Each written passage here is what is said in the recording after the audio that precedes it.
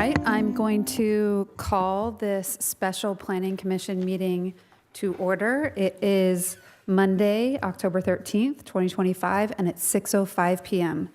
Can we please, I also want to move on to item number 2, the Pledge of Allegiance, and we have a very special member of the community here and a student at Hermosa Valley School who also happens to share my last name, Taylor Hirsch. Can you please come to the podium and lead us in the Pledge of Allegiance?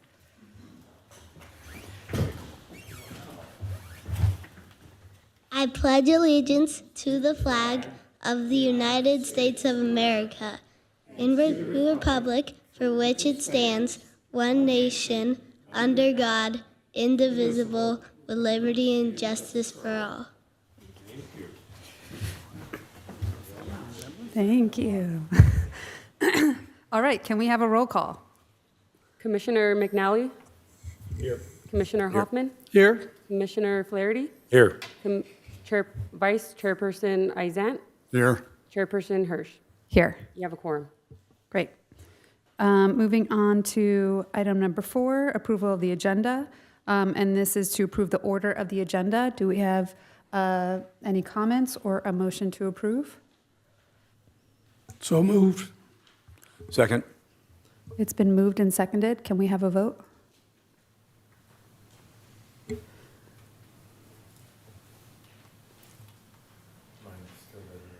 We're still having some technical difficulties. Do we want to do a verbal vote? Yes, we can. Commissioner McNally? Yes. Commissioner Hoffman? Yes. Commissioner Flaherty? Yes. Vice Chairperson Izant? Yes. Chairperson Hirsch? Yes. Motion carries. Great. Moving on to item number 5, public comment. This is time for members of the public to address the Planning Commission on any items within the Commission's jurisdiction and on items where public comment will not be taken. The public's invited to attend and provide public comment. Public comments are limited to 3 minutes per speaker from those present in the council chambers and via the remote participation options listed on the agenda. This time allotment may be modified due to time constraints at the discretion of the chair. No action will be taken on matters raised in oral and written communications, except that the Planning Commission may take action to schedule issues raised during public comment for a future agenda. Speakers with comments regarding departmental operations are encouraged to submit those comments directly to the director. Members of the audience will have a future opportunity to speak on items pulled from the consent calendar for separate discussion, public hearings, and matters for commission consideration when those items are heard. Do we have anyone in chambers that wishes to speak during public comment? All right, seeing none, do we have any online? There are no members of the public wishing to speak at this time. Okay, then we will close the public comment portion of the hearing. Moving on to item number 6, the consent calendar. The following matters will be acted upon collectively with a single motion and vote to approve with the majority consent of the Planning Commission. Commissioners may orally register a negative vote on any consent calendar item without pulling the item for separate consideration before the vote on the consent calendar. There will be no separate discussion on these items unless the commissioner removes an item from the consent calendar, either under approval of the agenda or under this item before the vote on the consent calendar. Items removed for separate discussion will be provided a separate public comment period. Do we have a motion to approve the consent calendar? Madam Chair, I have a quick comment on the minutes as they're presented. It notes that I left the meeting at, I believe it's 6:08 or something. I left the meeting hours before. I was never there. So there just needs a minor correction under item 6 on the minutes. Can we have a motion to approve with that modification? So moved. Second. All right, it's been moved and seconded. Can we have a vote? Commissioner McNally? Yes. Commissioner Hoffman? Yes. Commissioner Flaherty? Yes. Vice Chairperson Izant? Yes. Chairperson Hirsch? Yes. Motion carries. All right, we'll now move on to the public hearing portion of the meeting. And we'll start with item 7A, a continuance for a city-initiated conditional use permit 25-13 APE 25-004 amendment to modify conditions of approval for off-sale alcohol, beer, wine, and distilled spirits, 25-CDD-145, at an existing liquor store, Robert's Liquor, located at 74 Pier Avenue in the downtown commercial zone. Since the item is a hearing for a continuance, do we have a staff report? We do not. I would just note that the ask is to continue to a date certain, which is October 21st. And I would like to note that the applicant did submit, or the representative, some additional communication that was transmitted to you and is available in the back for the public as well. Okay, do any of my fellow commissioners have questions for staff at this time? Commissioner McNally? Yes, I do. Help me understand this. The business is in a business transfer. The seller has a buyer. The negotiation has been done, and we're reviewing the CUP as a request of the police department. Is that correct? So this is a request that came from the police chief to review the CUP, regardless of whatever business transaction may be occurring. I'm not privy to that, but based on the occurrence at that location, there was a request to call up the CUP for review. Can we get a report from the police department of what would incur that? I can find no violations or infractions with Robertson Liquor or 74 Pure Avenue with the city, nor are there anything listed on the California Alcoholic Beverage Control website of any infractions at this time that I'm aware of. So we will continue this item to October 21st, and the information regarding the violations that were found, and we will have both police as well as, I believe, an investigator from ABC present that evening. Excellent. Thank you. Vice Chair Izant? Director, or maybe it's counselor, if we have this continuance at the next meeting, is this a similar track to what occurred with the sake bomb place up on Aviation and Prospect? That is, at the continuance, if we kept it on October 13th, we would actually not be making any determinations on if there were warranted penalties on the CUP. Isn't the procedure that we would merely be determining on whether or not there is enough evidence to hold a public hearing? And that public hearing then, where we actually may or may not take action, would be at some time in the future. Is that correct? So the recommendation is to go ahead and hold a hearing on the matter, and at the hearing, the Planning Commission can determine whether to take any action, to take no action, to modify, to continue. So we would not be holding a hearing on the occurrences to determine whether or not to hold a public hearing. We would simply hold the public hearing, and then it would be at the Commission's discretion whether or not to take any action at that time.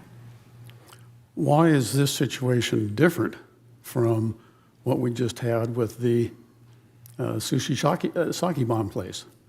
I thought that was part of the procedure is that if the police department brings us allegations of violation, we then first determine whether or not to have a public hearing, which occurs at a later time. Why is this different?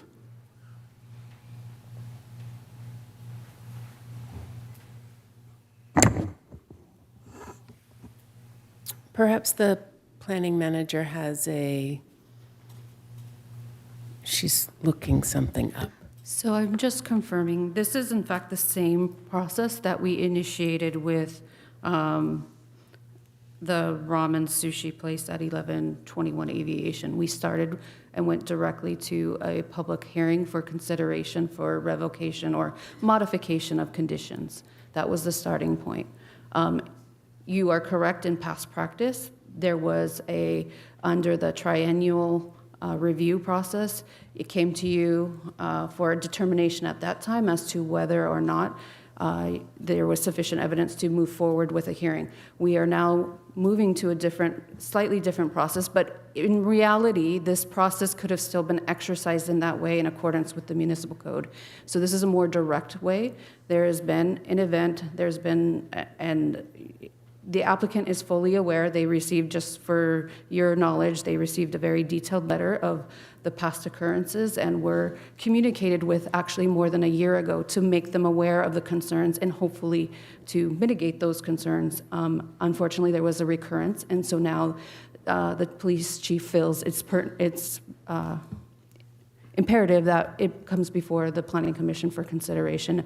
And again, it's your discretion whether to take action or not, but it's of concern enough that we scheduled it for a hearing.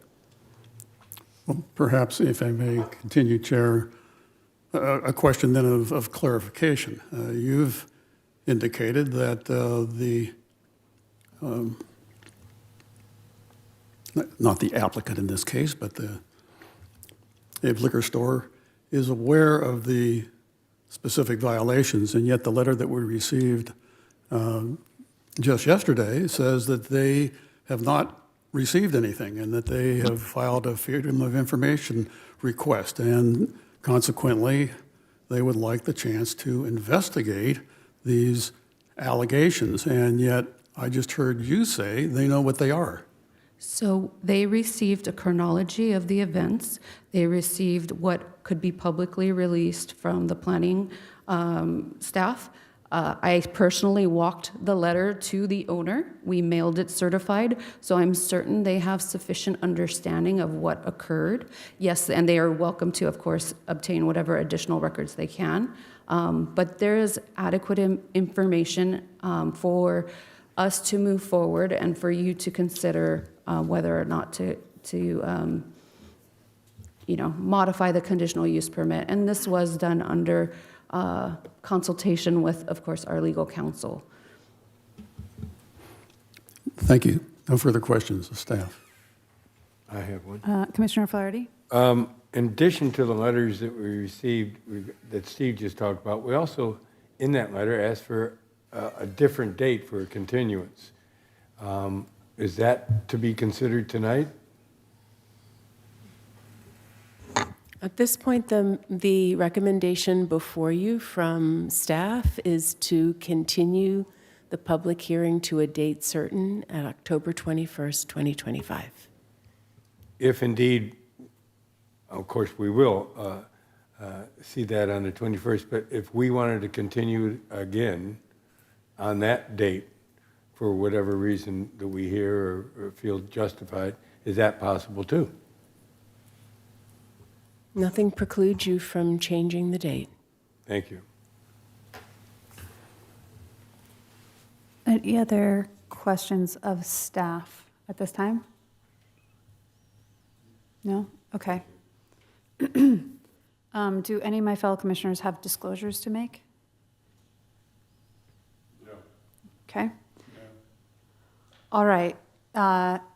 It's being requested as a continuance, but I still think we have to open the public hearing portion. No? No. Okay.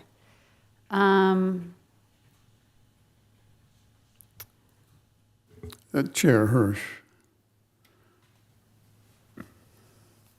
I'd like to find, and if the attorney is here, even though this is not a public hearing, I would like to hear from the other side because I've heard conflicting information. We have staff saying, and I believe staff, very specific violations have been provided, and they've been provided a while ago. We have a direct diametrically opposed in this letter. I'd like to be able to resolve that this evening, or at least get more information before I make a determination on if I can support this particular continuance or have a different continuance. So how do we make that work? Yes, I guess I'll direct it to the city attorney. Can we open the public hearing portion of the meeting? Yes, you may, because this was noticed as a public hearing. Okay. So we have provided sufficient notice for the comment if you would like to open to public comment. Okay. I think that Commissioner Isant's comments make sense. So we will now open and begin the public comment portion of the meeting. All questions and comments in this matter are to be directed to the commission, not to the audience. If the applicant or a representative is present, you may please approach the podium and discuss this project. Is anyone from the applicant side in the chambers? How about online?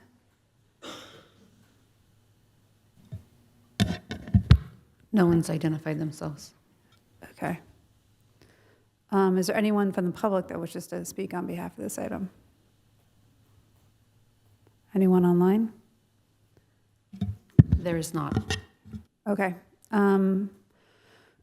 So then I'm going to close the public comment portion of this hearing and bring the matter back to the commission for discussion and deliberation.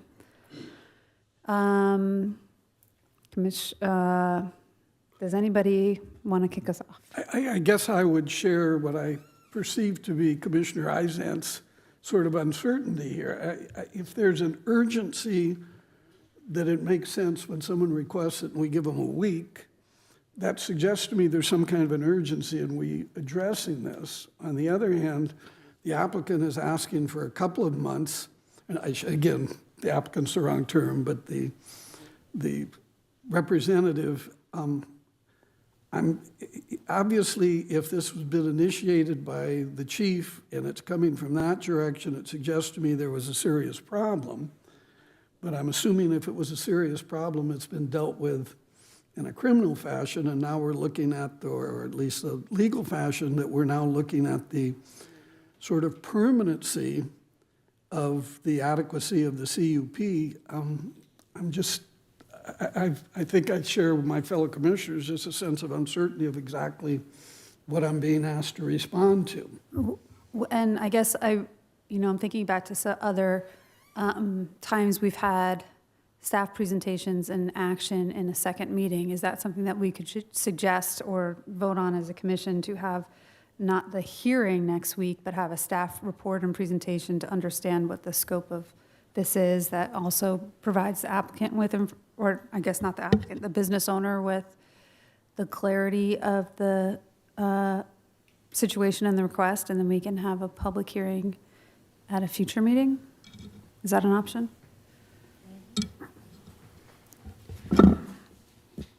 I would just like to offer that under the guise of the public hearing, you can choose to take no action if you find that there is insufficient evidence. You can continue. So I would ask that you consider keeping the 21st date and proceed under that, knowing that you have the full array of options versus switching to a non-public notice item for consideration. Chair Hirsch? Yes, go ahead. So I am going to support the continuance to October 21st. On the prior Thursday, along with the rest of the public, as usual, we will receive in our packets a list of what staff has said has been provided to the applicant at a prior time. Then on the evening of the 21st, as a commission, we have a range of options. At that particular time, the representative will be here and to give their side of the story, and we can take no action, or we can take some action, or we can defer it until a date certain to give the applicant, because we now understand perhaps their side of the story. So I'm going to support, let's go on the 21st. The information will unfold. We can then decide what to do with it. A second. Oh, is that a motion? That's a motion. Thank you very much, to support this continuance to October 21st. All right, so it's been moved and seconded. Can we have a vote? Commissioner McNally? Yes. Commissioner Hoffman? Yes? Commissioner Flaherty? Yes. Vice Chairperson Izant? Yes. Chairperson Hirsch? Yes. Motion carries. All right, we'll move on to item number 7B, a request for a precise development plan 25-05 to allow site plan development, parking upgrade, accessibility upgrades, architectural upgrades, and interior tenant upgrades. Case number 25-CDD-141, improvements at 1100 Pacific Coast Highway in the C3 commercial zone. Do we have a staff report? Thank you. Excuse me. Thank you, Chair. Associate Planner Jake Whitney will provide a presentation for you.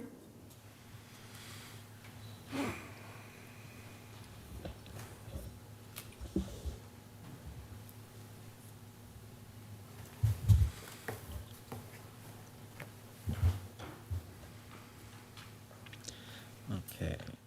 Good evening, Planning Commissioners. As mentioned, my name is Jake Whitney, and I'll be delivering the presentation this evening for the proposed precise development plan. Next slide, please. So the request before you stated in the agenda is to approve a PDP for new landscaping, accessibility upgrades, a parking reconfiguration, new facade treatments, as well as a new clock tower feature measuring 35 feet in height, as well as interior tenant improvements for the property located at 1100 PCH in the C3 zone. And we are also requesting a determination that the Planning Commission find the project categorically exempt from the California Environmental Quality Act. Next slide, please.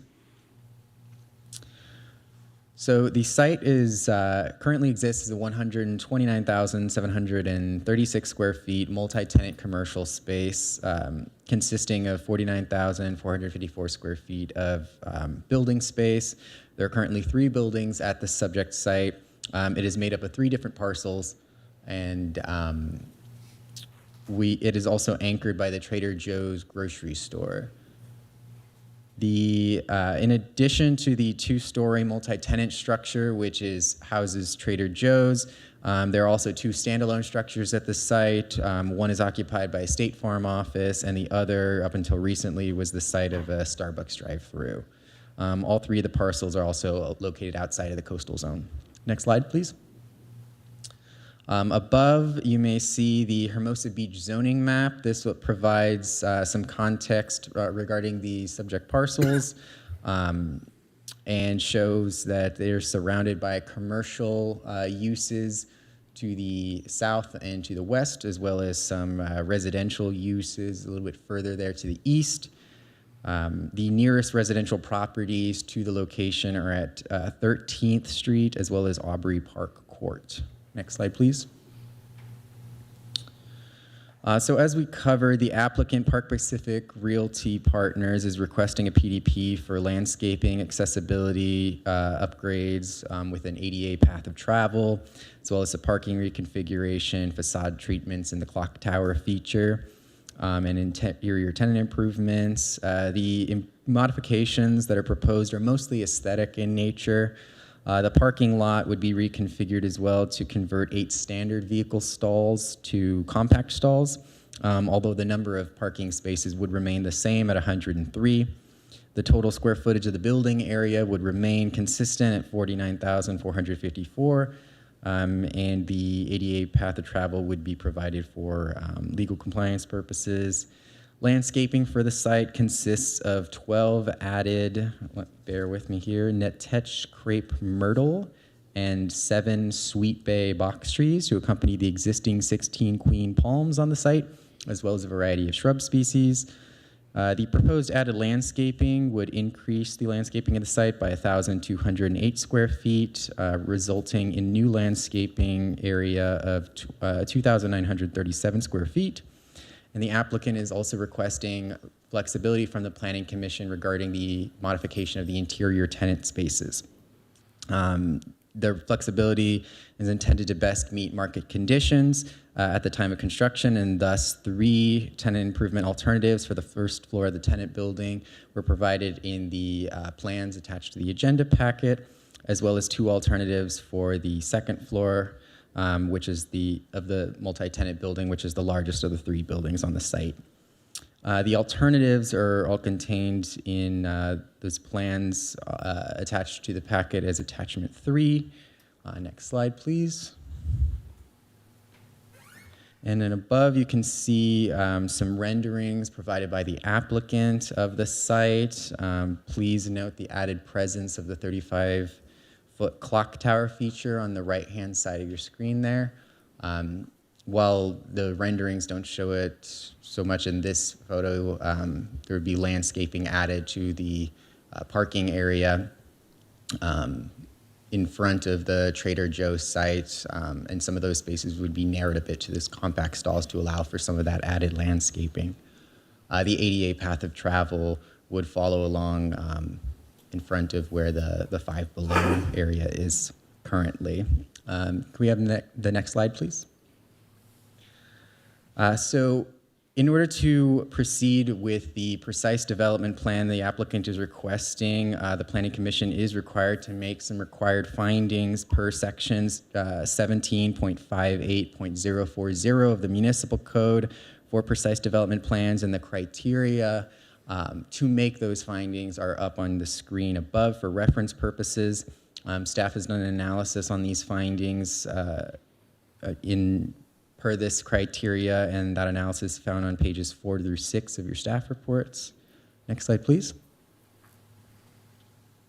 Furthermore, planning staff has also evaluated the project for consistency with the city's general plan, and the PDP was found to be consistent with Goal 4, Policy 4.4, pertaining to unique architectural design, as well as Goal 5, Policy 5.1, pertaining to scale and massing, and Goal 3, Policy 3.3, pertaining to diverse retail and office centers.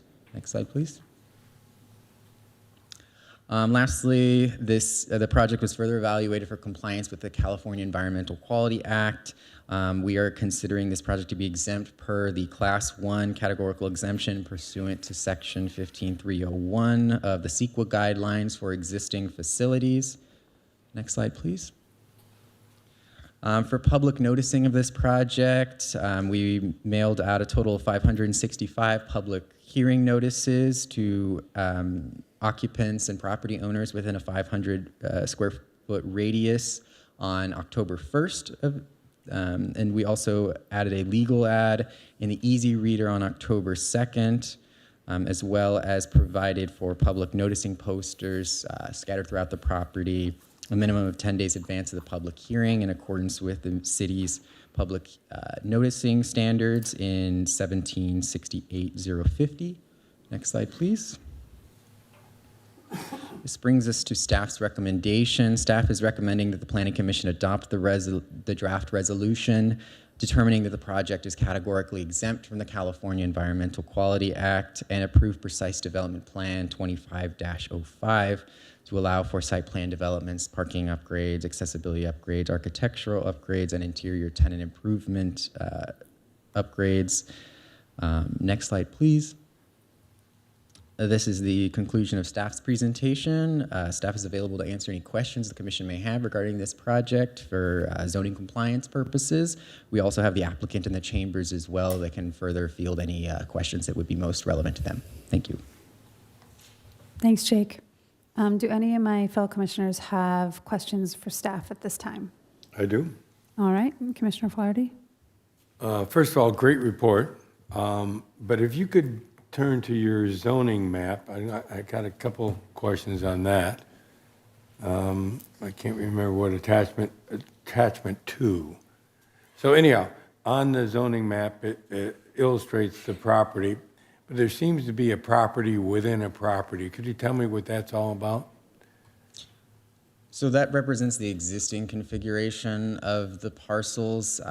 We don't have the full history on why exactly we have a parcel within a parcel. But they're not connected or joined together at the hip? Well, so one of the parcels is essentially landlocked within a greater parcel. Gotcha. And then if we have the map here, we can take a look at it. Yes. Right, so there's the larger outlying parcel, the interior parcel, and then you've got one up at the left-hand corner along PCH, which I believe is currently the site to employee parking. And 13th Street has some. Off of 13. Now, not shown on this map, there's other parcels that the previous owner had. Was that part of the sale of that property too? Across the street, on the west side of PCH? The parcels to the west of PCH, we have Yeah, not on had the west that. side, the previous owner owned that property and still has signs up there for employee parking for that lot too. That was not within the scope of the work? that was submitted to us Okay. as a part of the application. We request a preliminary title report to accompany the rest of the project documents, and in the title reports identified, it was the 3 subject parcels to the east of PCH. Also on this zone map, you'll see what appears to be a road on the south side of the property. There was a road there. It's not there anymore. It was vacated 50 years ago and left half of the road to become part of that parcel, and the other half public parking. There's a document that I think should be attached to this whole thing that actually illustrates ownership of the parking spots and responsibility. A previous owner had a different concept of what those parking spots were. So I think in the future, at least that document will establish or reestablish the city's parking issue as being belong to the city, not to the property adjacent to it. So eventually, if you could find that, shove it in the same file, it could have a value at least. I think that's all I have questions for right now. And also, well, that's all I have for right now. Thank you. Thank you. Any other questions for staff at this time? Vice Chair Izant. Jake, the applicant has asked for flexibility in terms of subdividing a couple of spaces. Specifically upstairs, for example, there's space 4, which he may or may not, depending on market conditions, create several smaller spaces. He could divide it in half, so there'd be 4 and 5, or he could divide it in thirds, so there'd be space 4, 5, and 6, 5 and 6 being the newly created spaces. There's X number of parking spots up there, however, and if you have more businesses, you've got the employee for that space or employees, and then you've got customers. Do we have any measurements or metrics on whether or not there's adequate parking there now? And if there's inadequate parking by these metrics, will this subdivision perhaps make it worse? So regarding parking requirements and what triggers become applicable, in this situation, we refer to the municipal code in section 1744-1015, excuse me. And within the municipal code, it says that for changes of uses of existing buildings, we do not require additional parking. Additional parking only becomes triggered once we see an addition of the space. And so that threshold at which it would become required is if there's an addition greater than 500 square feet or greater than 10% of the building area, whichever is larger. Anything under 10% or under 500 square feet is also exempt from adding additional parking. So the way that the code views it is more based on size of the buildings rather than the individual tenant units itself. And then it'll be broken down further based on the uses.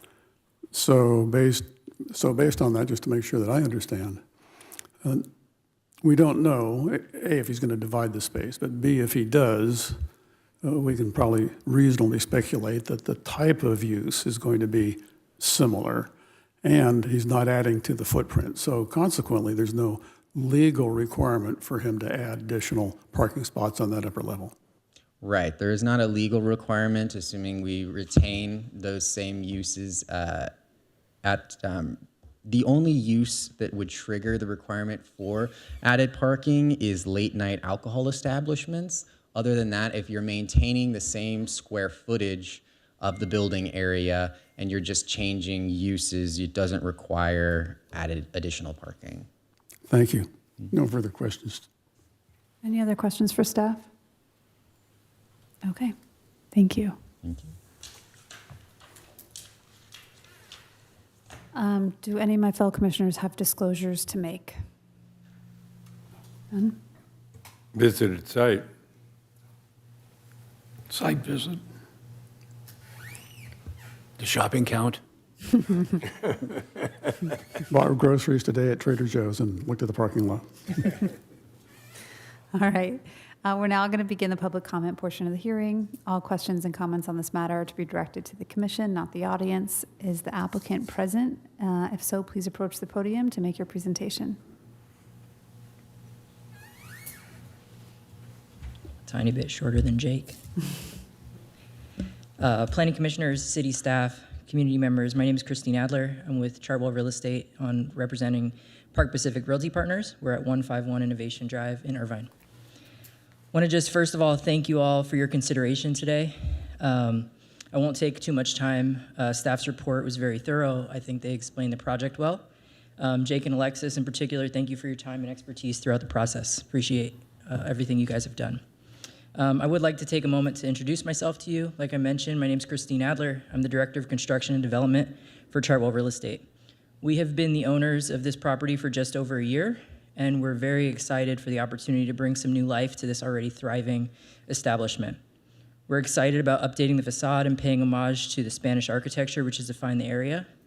We're also excited to update the site, and while less visible, those of you who are shopping there regularly understand that it really could use some help to get pedestrian access from one side to the other, and we're excited to be able to do that for the center. We've been cautious not to lose any parking spaces, understanding some of the issues with parking in the area, and we've also made sure that we go above and beyond when it comes to improving the landscaping, as Jake mentioned. We've had the opportunity to hear from both tenants and customers as we've been walking around, as of course we've been on site, and we're happy to say that everyone's had great feedback as we've been able to share, these visuals as we have. The idea is very simple, but we believe it creates a great uplift to the project. And so with that, we really just want to bring a more welcoming shopping center to Hermosa Beach. With that, I'm here, I'm happy to be here and thankful for everybody's time and consideration, and I'm happy to answer any questions that anyone might have. Thank you. Thank you. I will move on to see if there's anyone in the public that wishes to speak on behalf of this item.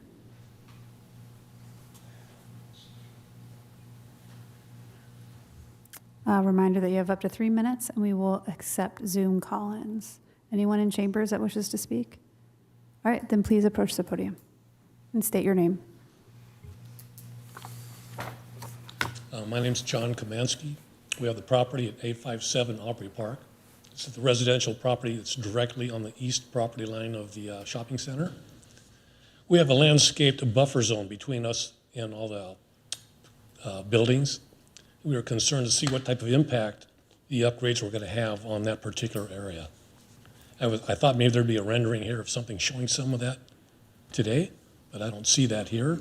Will there be a preliminary rendering someplace that we could take a look at? Thank you.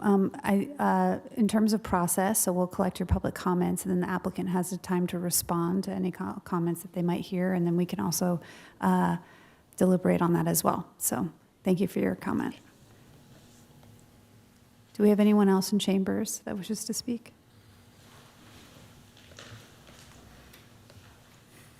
My name is Stephen Johnson. I live at 931 Montgomery Drive. I'm even closer to the project than Audrey Court, person who just spoke. I don't have the luxury of the landscaping buffer between the project and mine. If you looked at that map, I'm like, you can't see the ocean. You can't live on my street without looking directly over that property. I'm really happy to hear that the property's been sold. I've been there for 24 years, and I've learned with Mr. Bacon that I never wanted to have anything approved that I didn't come in and find out about. I listen to you guys, and you seem a little interested in finding out exactly what's happening, especially with the last matter, what's on the agenda, what's being approved, and what isn't. I don't look at the property from the front of the property where the facade is going to be great for me. I look over that parking spot that Mr. Izant, or Commissioner Izant, says is crammed, and it is. Montgomery Drive only has parking on half the side of the street. We've only got, I think, maybe 4 actual parking spots on our street. We have no parking at all on the days when the sweet streeters come. So we're really jammed up, and they are definitely crowded in that parking space. And so I'd be very concerned about an open-ended opportunity to subdivide that could allow there to be more businesses. Those are mostly dentists in there and chiropractors. For every doctor, there's a patient, and for every patient, there's a car. And for every doctor, there's a car. And that would definitely have an effect that moves beyond a legal requirement and becomes something that is a concern. Also, that bell tower, we got our notice like last week. We saw the plans, I looked at them. You know, the 35-foot tower is, of course, higher than anything on the property right now. I didn't even know where the tower was going to go until tonight. Looking at the map, I'm thinking to myself, that tower is going to sit directly between me and the view. One of the nice things the Bacon family did, which is allow me to see the windmill there. So my concern is when I read open-ended language like approved precise development plan subject to conditions of approval, my willingness and eagerness to have changes that'll make the property look better depend on what subject to conditions of approval are going to be. And I'm very interested to make sure there are hearings before the final plans are approved where people can actually see what's being discussed. I know a lot of times in neighborhoods where views are affected, people have to go and put up those string markups or whatever so you can see just how much a height increase is going to affect the people who are in the surrounding community. On my street, and I'm the only one here, my next door neighbor's on vacation. There are only 5 houses on that. We've got 3 new tenants. 2 of my neighbors have died. So right now I'm the only one in town, and I think attests to the fact that everybody on Aubrey Court and everybody on Montgomery really wants to make sure we see a little bit more about what's being proposed before anything be approved and we lose the opportunity to comment further at a later hearing. Thank you. Thank you. Anyone else in chambers? Seeing none, we'll move to online comment. Is there anyone online? There are no members of the public with their hands raised. Okay. So I will ask the applicant if you wish to make any further statements or response before we close the public comment portion of the hearing.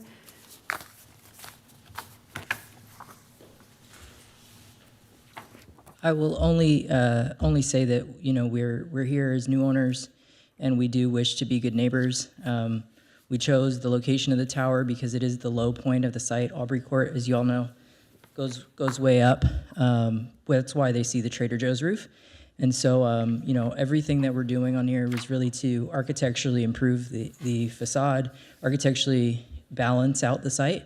And so we do hope that that is taken into consideration as we move forward. Thank you so much. Thank you. And before you sit down, I will ask if any of my commissioners have questions of the applicant before we close the public comment portion of the hearing. Okay. I'll start with Commissioner Flaherty. Thank you for your time. First of all, it's a great rendering. I look forward to the landscaping. And today, as you drive through there, obviously there's some confusion, especially as you get close to the grocery store. People are parking in the walkway, in the handicap walkway. This new delineation will certainly create buffers that way. I kind of feel bad that we're going to go from standard to compact size.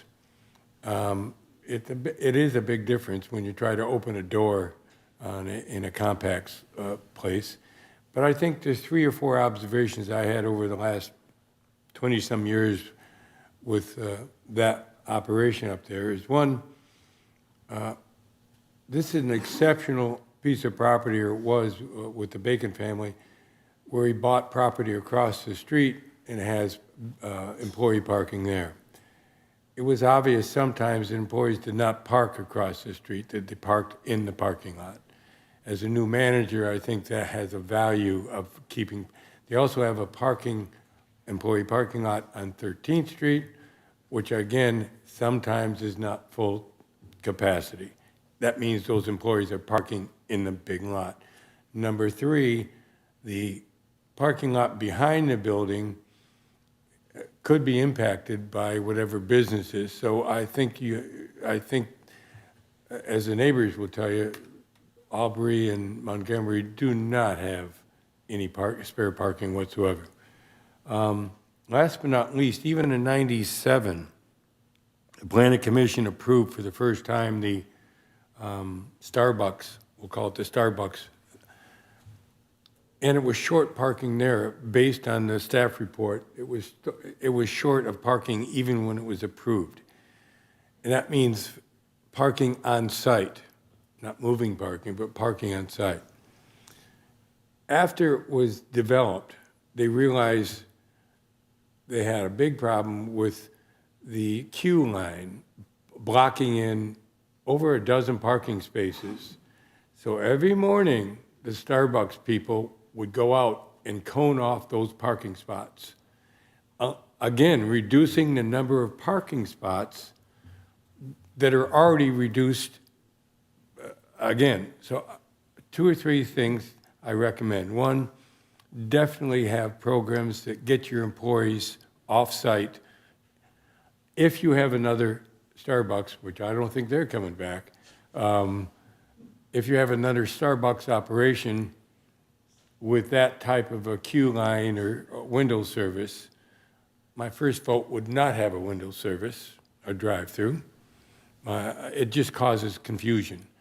That's 3 pounds of parking in a 2-pound bag up there. It really is a tough. Other than that, I think your enhancements are fabulous. I think I didn't see too many rerouting, but I did see the area in front of the grocery store actually enhanced by buffers and directions and so on and so forth. I think you need to address a queue line without removing parking in the morning. That being said, I would like to have you, I'd like the staff to find those documents I asked for originally, and that is the vacated street, which gives that property a vacated half to the owner and illustrates the parking for the city. It's not parking for the contractor or the owner. And I guess the big thing is to get your employees to park where they're supposed to and let the flow of traffic be a little better. I look forward to the investment you've made in this city. That property was owned by a single family for about 80 years. It has adjacent property around that they own that could be utilized for your use. I don't know if you own it or not, but it was owned by them at one time.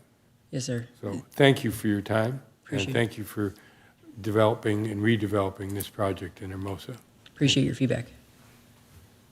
Any other questions for the applicant? How many spaces are converted from standard to compact? I want to say 8.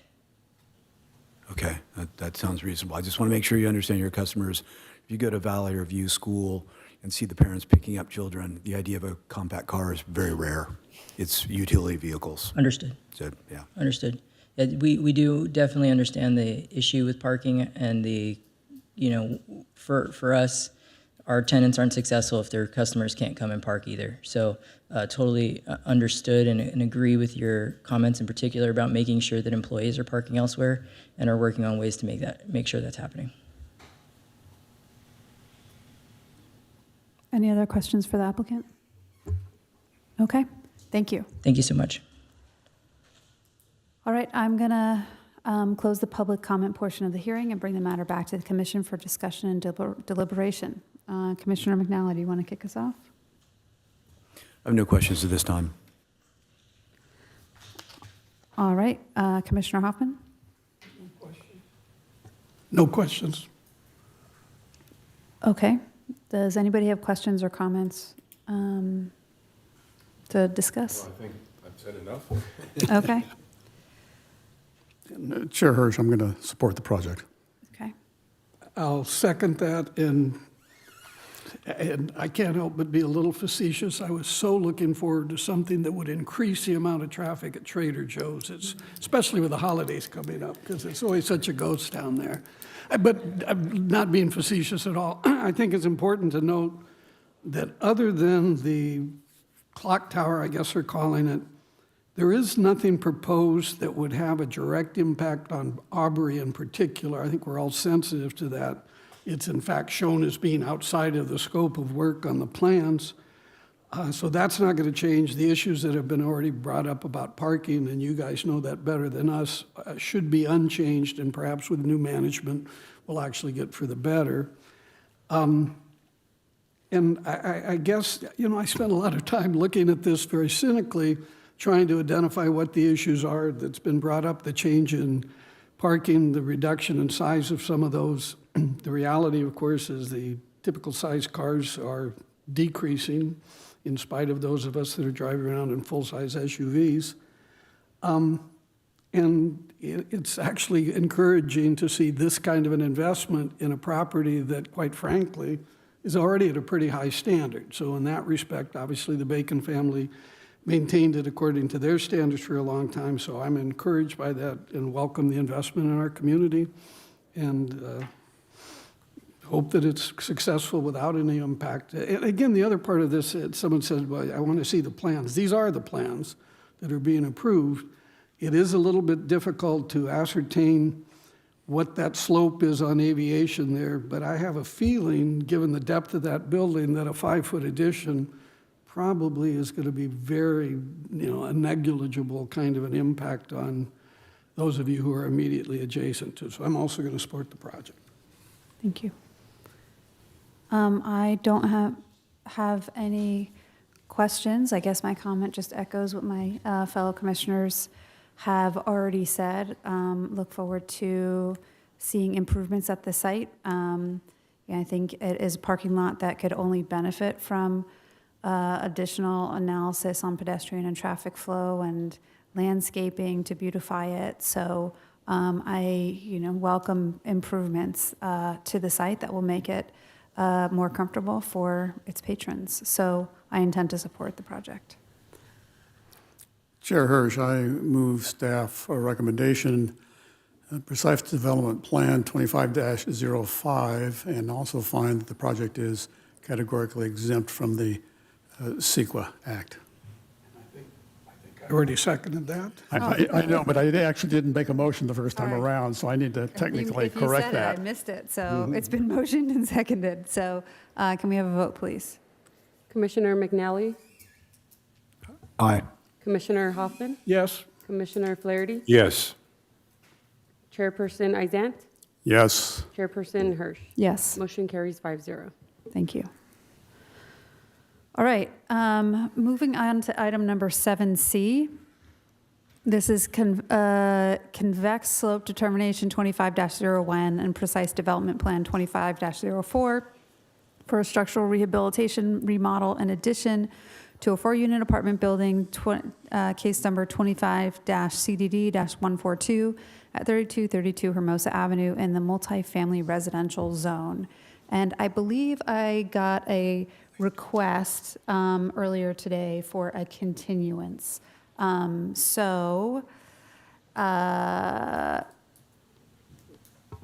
assume there's no staff report. Correct. Okay. The request was to continue to November 18th. Staff supports that request. Okay. So unless the applicant is here, and unless any of my fellow commissioners want to hear from the applicant, I will see if there's a motion to continue this to a date certain of November 18th. So moved. Second. It's been moved and seconded. Can we have a vote? Commissioner McNally? Yes. Commissioner Hoffman? Yes. Commissioner Flaherty? Yes. Vice Chairperson Izant? Yes. Chairperson Hirsch? Yes. Motion carries 5-0. Great. All right, and since this is a special hearing, I think the last item is just the adjournment. Do we have a motion to adjourn the meeting? So moved. Second. All those in favor, say aye. Aye. Aye. All right, the meeting's adjourned at 6:59 PM.